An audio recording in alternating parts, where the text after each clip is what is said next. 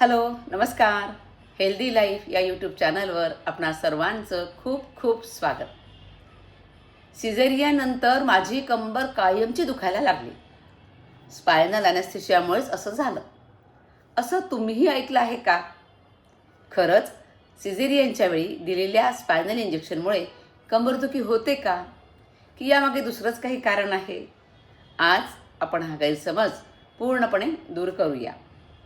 आता आधी आपल्या लक्षात घेतलं पाहिजे स्पायनल ॲनेस्थेशिया म्हणजे काय. सिझेरियन सेक्शन करताना बहुतांश वेळा स्पायनल ॲनेस्थेशिया दिला जातो. यामध्ये पाठीच्या कण्याच्या खालच्या भागामध्ये एक बारीक सुईनी औषध दिलं जातं. त्यामुळे शरीराचा खालचा भाग काही तासांसाठी बधीर होतो. महत्त्वाची गोष्ट काय आहे, ही सुई अतिशय बारीक असते आणि ती मज्जातंतूंना इजा पोहोचवत नाही. मग कंबर का दुखते? याची कारणं अनेक आहेत. बहुतेक वेळा कंबरदुखीचं कारण स्पायनल ॲनेस्थेशिया नसतं. कंबरदुखीची इतर कारणं बघताना आपण सांगू शकतो गर्भधारणेदरम्यानचे हार्मोन्स हे कारण असू शकतं.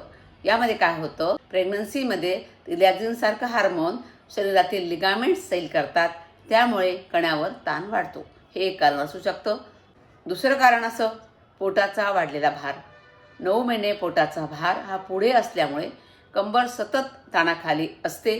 कमरेचे स्नायू ताणले जातात, खेचले जातात, त्यामुळे सुद्धा कंबरदुखी होऊ शकते. तिसरं कारण स्नायू कमकुवत होणं. डिलिव्हरीनंतर पोट आणि कमरेचे स्नायू कमकुवत होतात.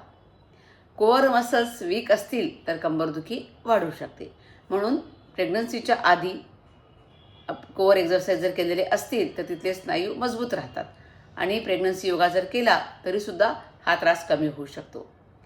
त्यानंतर चौथं कारण, चुकीची बसण्याची पद्धत किंवा बाळ उचलताना चुकीच्या पद्धतीने उचलत असू, स्तनपान करताना वाकून बसणं, ह्या सगळ्या गोष्टीमुळे सुद्धा तुमची कंबरदुखी वाढू शकते. म्हणून पोझिशन महत्त्वाची आहे. शिवाय झोपेचा अभाव. आता बाळ आहे म्हटल्यानंतर बाळाला फिडिंगसाठी उठावं लागतं, झोप होत नाही.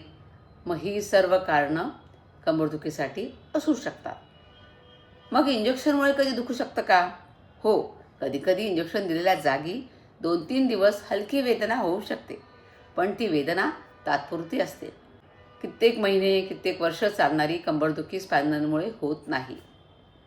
वैज्ञानिक संशोधनानुसार सिझेरियन सेक्शन आणि नॉर्मल डिलिव्हरीनंतर कंबरदुखीचं प्रमाण जवळजवळ सारखंच आढळतं. मग यावर उपाय काय? प्रसूतीनंतर योग्य विश्रांती, सौम्य योगासनं करणं, त्यामध्ये कॅटकाऊ पोज, यालाच मार्जारी आसन असं म्हणतात, ही आसनं डॉक्टरांचा सल्ला घेऊन करायला हरकत नाही. शिवाय आपलं पोश्चर योग्य आहे का ते बघितलं पाहिजे. कॅल्शियमचं, व्हिटॅमिन डीचं सप्लिमेंट घ्यायला पाहिजे आणि कोअर स्ट्रेंथ वाढवणारे व्यायाम योग्य त्या सल्ल्याने केले पाहिजेत. शेवटचा संदेश काय असेल? माझी कंबर स्पायनलमुळेच खराब झाली हा समज पूर्णपणे बरोबर नाही.